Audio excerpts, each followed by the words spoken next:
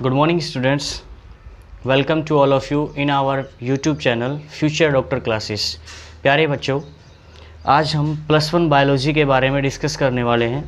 जैसा कि आपको पता है, प्रीवियस वीडियो के अंदर हम डिस्कस कर रहे थे लाइफ के करैक्टर्स के बारे में। बेटा, हमने सिर्फ जो फर्स्ट वीडियो था अपना, अभी तक 2 वीडियोस हमने अपलोड किए हैं चैनल के ऊपर। तो उनमें से जो अपने फर्स्ट वीडियो था उसमें मैंने आप लोगों को कुछ पॉइंट्स नोट करवाए थे जो एक लाइफ के करैक्टर्स में डिनोट होते हैं। उन वर्ड्स के अंदर बेटा कुछ एक वर्ड्स के बारे में हम डिस्कस कर चुके थे। तो लास्ट जो वीडियो थी अपनी +1 बायोलॉजी की, उसमें हम डिस्कस कर रहे थे मेटाबॉलिज्म और कैटाबॉलिज्म, जो उसमें रिएक्शंस थे उनके बारे में डिस्कस कर रहे थे। वो लास्ट वीडियो में अपना कंप्लीट हो चुका था। उसके अलावा जो अपने लेटर्स, जो वर्ड्स बचे हुए हैं बेटा, जो करैक्टर्स सेफ है अभी बचे हुए हैं, उन करैक्टर्स को आज मैं रैंडमली उठा के क्लियर करवा देता हूँ जो बचे हुए हैं उन वर्ड्स को। तो अपना जो आज का फर्स्ट वर्ड है बेटा वो रहेगा होम्योस्टेसिस।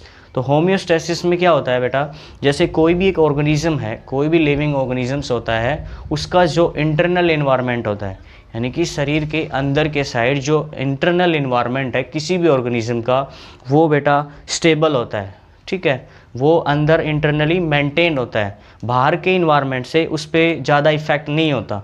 तो ये जो एबिलिटी है किसी भी ऑर्गेनिज्म के अंदर इंटरनल इन्वायरमेंट को स्टेबल बनाए रखने की, क्या कहलाता है? होम्योस्टेसिस कहलाता है। और ये जो फीचर्स है बेटा, ये जो करैक्टर्स है लाइफ का, ये करैक्टर सिर्फ और सिर्फ लिविंग ऑर्गेनिजम्स के केस में देखने को मिलेगा। क्योंकि जो नॉन लिविंग थिंग्स होती हैं उनके अंदर अंदर और बाहर ऐसा कुछ मेन तौर से डिफ्रेंशिएट नहीं होता, तो उनके अंदर हम इंटरनल इन्वायरमेंट के बारे में बात नहीं कर सकते। तो इसीलिए उनके अंदर होम्योस्टेसिस फीचर देखने को नहीं मिलता। ये चीज़ें हमें लिविंग बीइंग के अंदर अच्छे से देखने को मिलती हैं। तो हम उसकी थोड़ा डेफिनेशन लिख लेते हैं। आइए चलो बोर्ड पे चलते हैं बेटा, लिखते हैं होम्योस्टेसिस। क्या था? Homeostasis.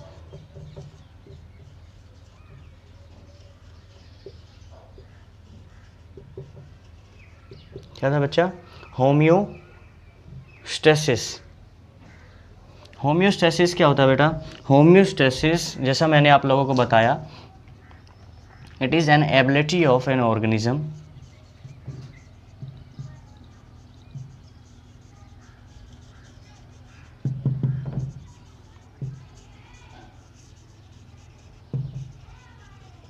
ability of an organism to maintain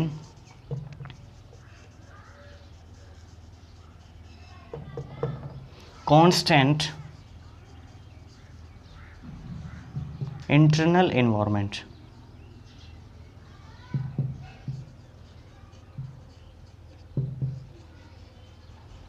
ठीक है बच्चा, क्या होता है? किसी भी ऑर्गेनिजम्स की एक एबिलिटी होती है इंटरनल इन्वायरमेंट को स्टेबल बनाए रखने की, मेंटेन रखने की। ठीक है, कांस्टेंट रखने की एबिलिटी किसी भी ऑर्गेनिजम्स की क्या कहलाती है? होम्योस्टेसिस कहलाती है। क्या? होम्योस्टेसिस कहलाती है। किसी भी ऑर्गेनिजम्स के इंटरनल इन्वायरमेंट को मेंटेन कांस्टेंट रखने की एबिलिटी होम्योस्टेसिस कहलाती है। आई होप आपको समझ में आ गया होगा। क्योंकि बेटा जो एक्सटर्नल इन्वायरमेंट है वो हर एक सेकंड में चेंज होता है, और अंदर के जो बॉडी ऑर्गन्स होते हैं उनको एक ऑप्टिमम टेम्परेचर चाहिए होता है, वो उसी टेम्परेचर पे फंक्शन परफॉर्म करते हैं। अगर हर सेकंड में उनका टेम्परेचर चेंज कर दिया जाए तो they will not do work properly. ठीक है, तो वो अच्छे से काम नहीं करेंगे। इसीलिए इंटरनल इन्वायरमेंट का स्टेबल होना, कांस्टेंट होना ज़रूरी होता है। तो ये एक फीचर्स है एक लिविंग बींग्स का। ठीक है बेटा, आगे समझ में? होम्योस्टेसिस। चलो, आई होप आ गया होगा। फिर भी अगर कोई डाउट होता है तो बेटा मैं लास्ट वीडियो में जैसे मैंने आपको बताया था कि नोटबुक और पेन साथ लेके बैठिएगा। अगर कुछ डाउट होता है, कुछ प्रॉब्लम क्रिएट होती है, तो आप उसे वहाँ पर नोट डाउन कर लें। उसके बाद जब भी वीडियो अपलोड होता है तो आप वहाँ से कमेंट सेक्शन में डाल दीजिएगा, या फिर आप व्हाट्सएप ग्रुप से जुड़े हुए हैं तो वहाँ व्हाट्सएप ग्रुप में आप कोई भी डाउट छोड़ सकते हो बेटा। तो मैं वहाँ उस चीज़ को या तो वीडियो में सोल्व करवाऊँगा या फिर आपको उसी इंस्टेंट टाइम वहीं पे सोल्व करवा दिया जाएगा। तो इस चीज़ के लिए आप बेफिक्र रहें बेटा, थोड़ा सा एक्टिव होके पढ़ें। ठीक है, जितना एनर्जेटिक आप रहोगे उतना ही पढ़ाने में मज़ा आएगा। ठीक है, तो जैसा मैं करता हूँ बस आप वैसा करते चलिए, जैसा मैं बता रहा हूँ सिर्फ वही आपको फॉलो करना है, तो आप बहुत अच्छे से स्कोर कर पाएंगे। एंड आई होप आप फ्यूचर में एक अच्छे डॉक्टर भी बन पाएंगे। तो कोई डाउट नहीं है बेटा, मेहनत कीजिए, अपने ऊपर थोड़ा सा विश्वास रखिए, थोड़ा सा विश्वास अपने टीचर्स पे दिखाइए, तो आपको कोई भी इस लाइफ में पीछे छोड़ने वाला नहीं है, आप सबसे आगे निकल जाओगे। ठीक है, चलो होम्योस्टेसिस के बाद यही ख़त्म करते हैं, आगे बढ़ते हैं। जो अपना नेक्स्ट पॉइंट है बेटा, होम्योस्टेसिस के अलावा कुछ एक पॉइंट्स और बचे हुए थे, जैसे इवोल्यूशन था, ठीक है, क्या था, इवोल्यूशन। इसमें थोड़ा सा डिस्कस हमने फर्स्ट वीडियो में भी थोड़ा इसके बारे में कर लिया था, लेकिन एक बार फिर से मैं बता देता हूँ। इवोल्यूशन का मतलब क्या होता है बेटा, एक नए ऑर्गेनिजम्स का बनना, किससे, प्री एग्जिस्टिंग सेल से। और ये सब हो पाता है एक एक्यूमुलेशन ऑफ वेरिएशन, वेरिएशंस के इकट्ठा होने से जो एक नया चेंज आता है, एक नए तरह का ऑर्गेनिज्म बनता है, उसे हम क्या बोलते हैं, इवोल्यूशन बोलते हैं। It is the formation of, क्या लिखेंगे इसमें, it is the formation of new organism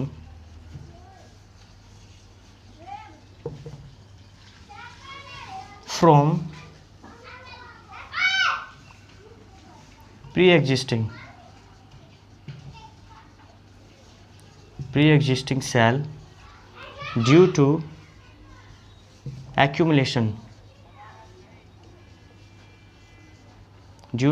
accumulation of variation।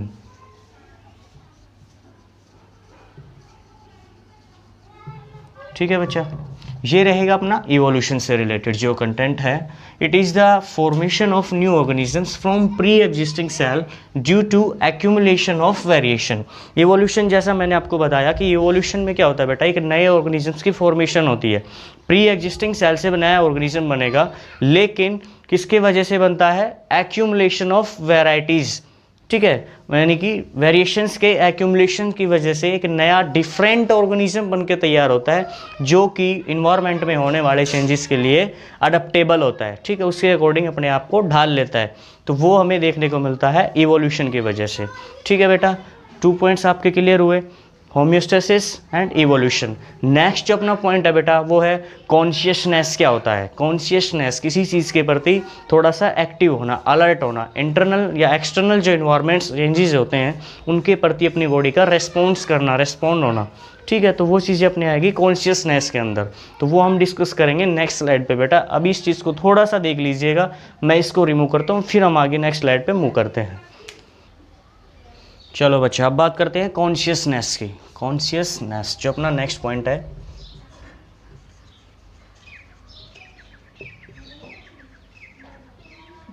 Consciousness. Consciousness का मतलब क्या होता है बेटा, एक्सटर्नल जो स्टिमुलस है, एक्सटर्नल जो चेंजेस हैं इन्वायरमेंट के अंदर, उसके रेस्पॉन्स में बॉडी का कुछ एक्शंस को करना, यानी कि उसके रेस्पॉन्स में कुछ रिएक्शन करना, रिएक्शन देना, तो उसे क्या बोलते हैं, कॉन्शियसनेस बोलते हैं। और ये एक डिफाइनिंग फीचर्स होता है किसी भी लिविंग ऑर्गेनिजम्स का। मतलब कोई एक्सटर्नल स्टिमुलस आके बॉडी पे एक्ट करता है तो उसका बॉडी उसके लिए क्या रिस्पॉन्स करती है, क्या रिस्पॉन्ड करती है, वो सारी चीज़ें हमें किसको में देखने को मिलेंगी, कॉन्शियसनेस के अंदर देखने को मिलती हैं। और ये फीचर जैसा मैंने लास्ट में बताया बेटा, होम्योस्टेसिस सिर्फ और सिर्फ लिविंग बीइंग के अंदर हमें देखने को मिलता है, लेकिन जो अपना कॉन्शियसनेस जो पॉइंट है, जो करेक्टर्स हैं, ये भी हमें किस में, लिविंग के डिफाइनिंग फीचर्स में नोट किया जाता है या डिनोट करते हैं। तो इसमें थोड़ा सा डेफिनेशन लिख लेते हैं बेटा। चलो, कॉन्शियसनेस क्या है, it is an ability of an organisms to respond external stimulus. क्या होता है, इट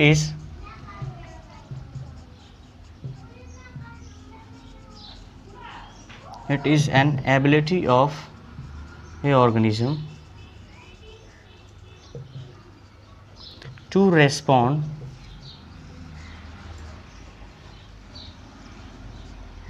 एक्सटर्नल स्टिमुलस। क्या था, एक्सटर्नल स्टिमुलस।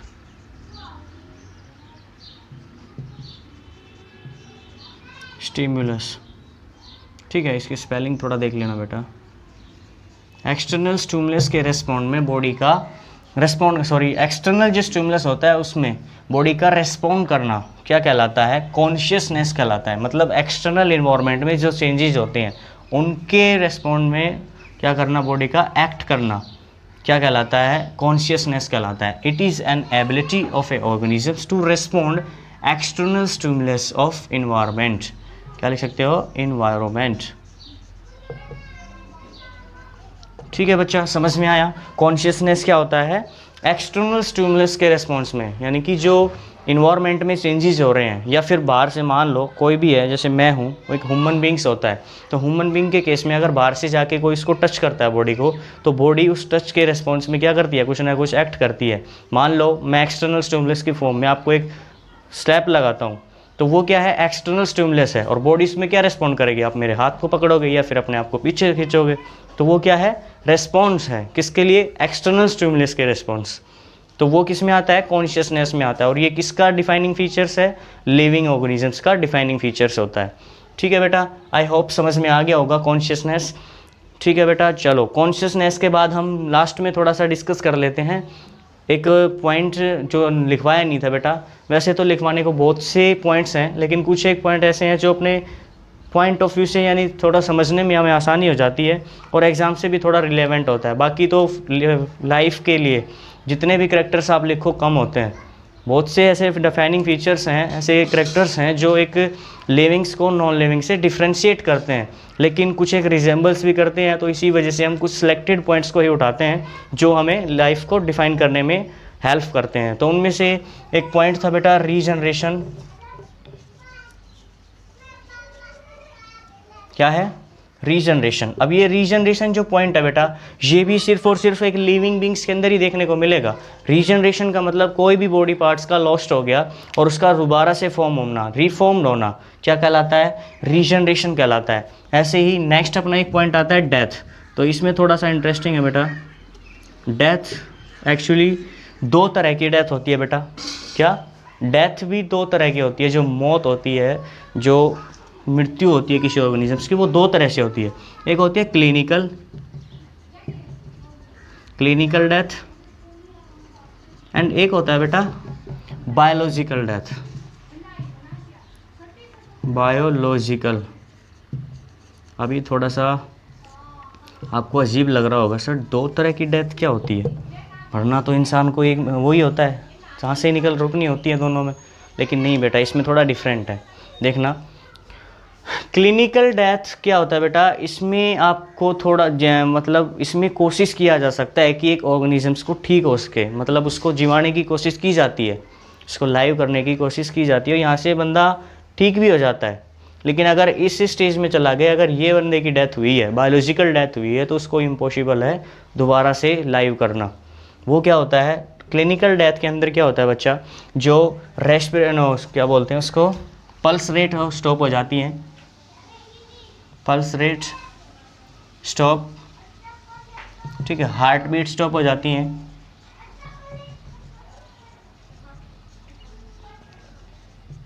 ठीक है, प्यूपिल डायलेट हो जाता है,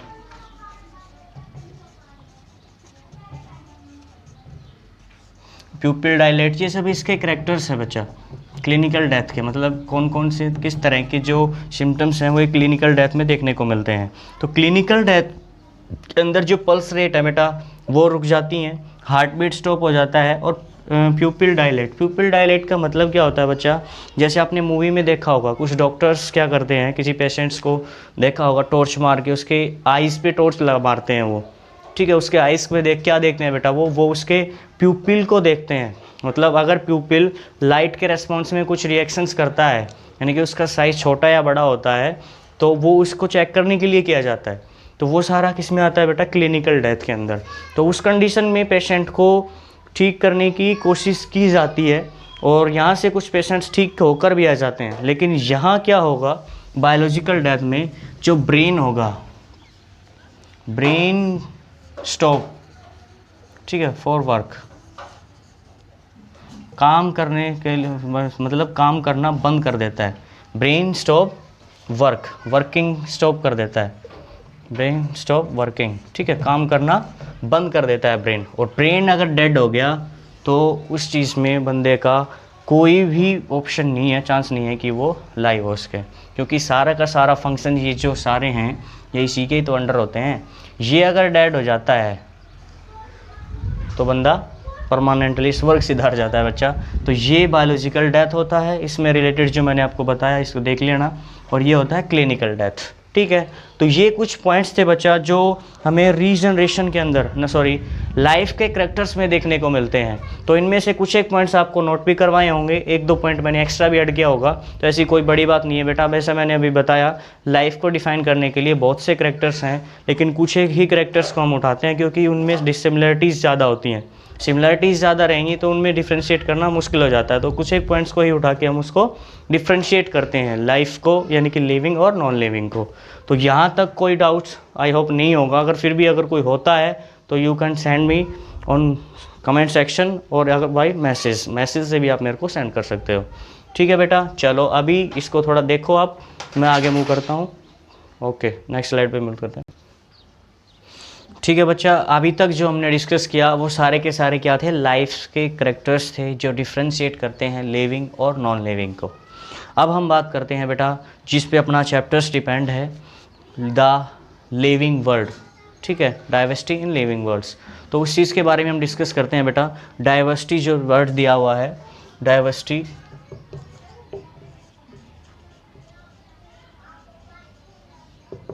डाइवर्सिटी क्या होता है बेटा? देखो, डाइवर्सिटी का मतलब क्या है बच्चा? डाइवर्सिटी का मतलब होता है नंबर ऑफ ऑर्गेनिजम्स, मतलब एक यूनिवर्स के अंदर, इस वर्ल्ड में, इस अर्थ पे जितने भी डिफरेंट टाइप ऑफ स्पीसीज़ हैं, डिफरेंट टाइप ऑफ ऑर्गेनिजम्स हैं इस अर्थ पे प्रेजेंट हैं, तो वो क्या है? डाइवर्सिटी है। मतलब number of organisms different species present in world, in earth या फिर ऑन अर्थ हम बोल सकते हैं, और कॉल्ड डाइवर्सिटी कहलाता है। तो बेटा टोटल नंबर ऑफ जो अभी तक डिस्कवर स्पीसीज़ हैं एनिमल्स की वो कितनी हैं?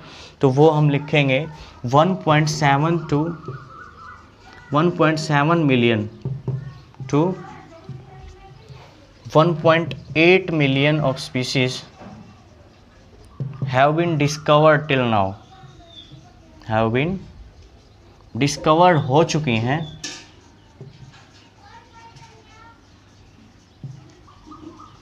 till now। ठीक है, अभी तक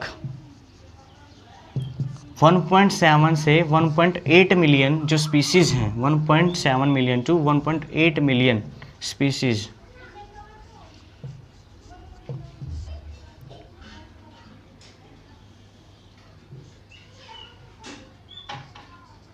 1.8 मिलियन स्पीसीज़ बच्चा अभी तक डिस्कवर हो चुकी हैं, और हर एक साल मतलब पर ईयर 15,000 के समथिंग, 15,000 के समथिंग जो स्पीसीज़ होती हैं वो डिस्कवर की जाती हैं।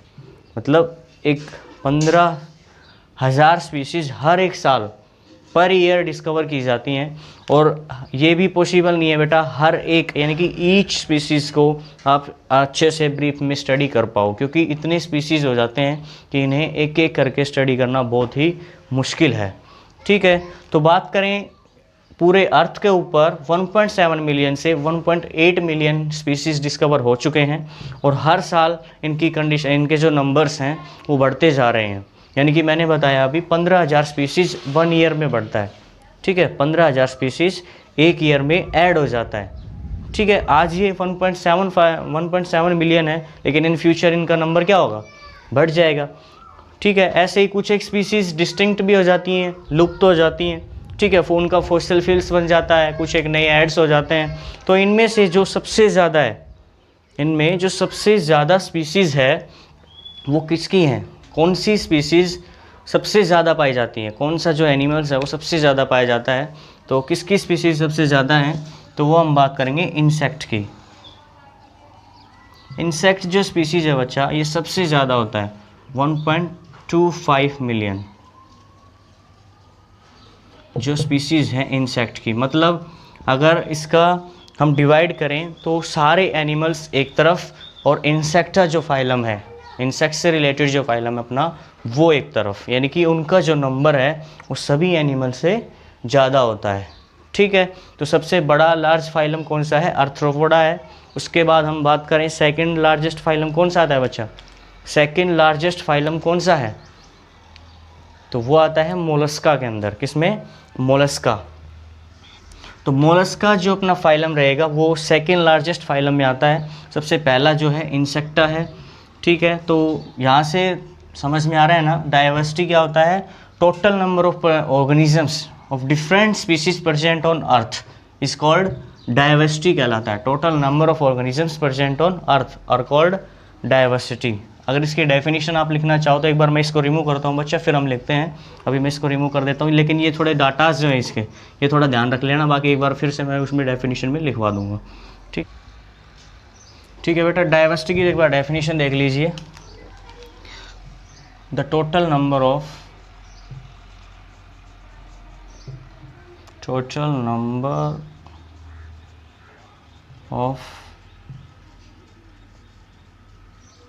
organism of different species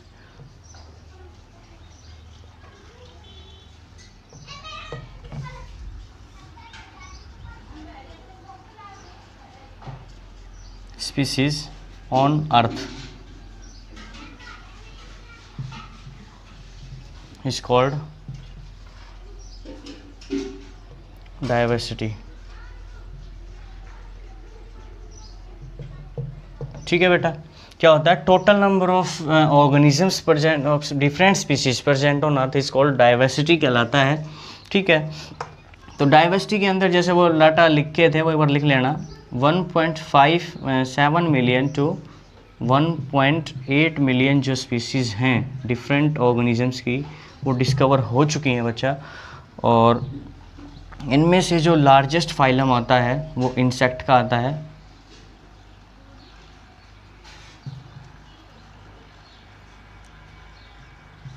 insect, ठीक है, क्लासेस जो है। और जो सेकंड लार्जेस्ट आता है वो मोलस्का का होता है। ठीक है, तो इसमें इसकी जो अमाउंट है वो 1.75 से शायद अप्रोक्स 1.155 के समथिंग होता है। ठीक है, तो ये क्या है, सबसे लार्जेस्ट फाइलम है, यानी कि जो इंसेक्ट हैं वो इन डिस्कवर स्पीसीज़ में सबसे ज़्यादा इनकी डिफरेंट स्पीसीज़ मिलती है इंसेक्ट की, वो 1.75 टू 1.115। ये इसके कुछ डाटास थे जो अपने को याद रखने हैं। ठीक है, तो यही बातें थी बच्चा डाइवर्सिटी के बारे में। ठीक है, तो आज की वीडियो में बच्चा आई होप यही आपको स्टॉप कर देना चाहिए, क्योंकि जो वीडियो है उसकी लेंथ ज़्यादा बड़ी हो जाएगी। तो मैं कोशिश करूँगा थोड़ा सा जल्दी, यानी कि 1-2 दिन में कोशिश करूँगा कि नेक्स्ट वीडियो डाल दूँ, क्योंकि अभी जो अपनी लास्ट वीडियो थी उसमें और इसमें बहुत ज़्यादा गैप हो गया है। तो नेक्स्ट टाइम से आई विल ट्राई कि थोड़ा ज़्यादा गैप ना हो, 2 या 3 दिन के गैप में इसको डाल दो। ठीक है बच्चा, तो आप यहाँ तक थोड़ा पढ़िएगा बेटा, पीछे का रिवाइज करना। कोई डाउट होता है, कुछ प्रॉब्लम क्वेरी आपको क्रिएट होती है, तो उस चीज़ को आप मेरे से डिस्कस कीजिए। बाय कमेंट सेक्शन में आप मैसेज छोड़ सकते हैं, या फिर व्हाट्सएप ग्रुप से जुड़े हैं तो वहाँ पर आप मैसेज डाल सकते हैं। हालांकि मैंने लास्ट वीडियो में मेरे नंबर भी शेयर किए थे, अगर आपको फिर भी कोई प्रॉब्लम होता है तो डायरेक्ट आप कॉल कर सकते हो। ठीक है बेटा, पढ़ते रहो, रिवाइज़ करते रहो, क्या पता कब तक लंबा पीरियड चलेगा, हमें शायद ऐसा ही पढ़ना पड़े। तो आप इस चीज़ के लिए बिल्कुल बेफिक्र रहें, सिलेबस आपका ज़रूर पक्का कवर होगा। चाहे हम स्लो चलें कोई दिक्कत नहीं है, लेकिन बेटा अगर स्लो चल रहे हैं तो इसमें हमारा थोड़ा फ़ायदा भी है, क्योंकि आप +1 क्लास में हो, नए नए मेडिकल से जुड़े हो, तो वो चीज़ें आपको थोड़ा सा डिफ़िकल्ट ना लगे। इसीलिए मैं थोड़ा स्लो इस वजह से भी चल रहा हूँ कि आपको थोड़ा प्रॉब्लम ना आए, आपको नए वर्ड्स मिलेंगे तो आपको थोड़ी हेजिटेशन फील ना हो, क्योंकि थोड़ा थोड़ा करेंगे तो अपने पास टाइम भी रहेगा। हम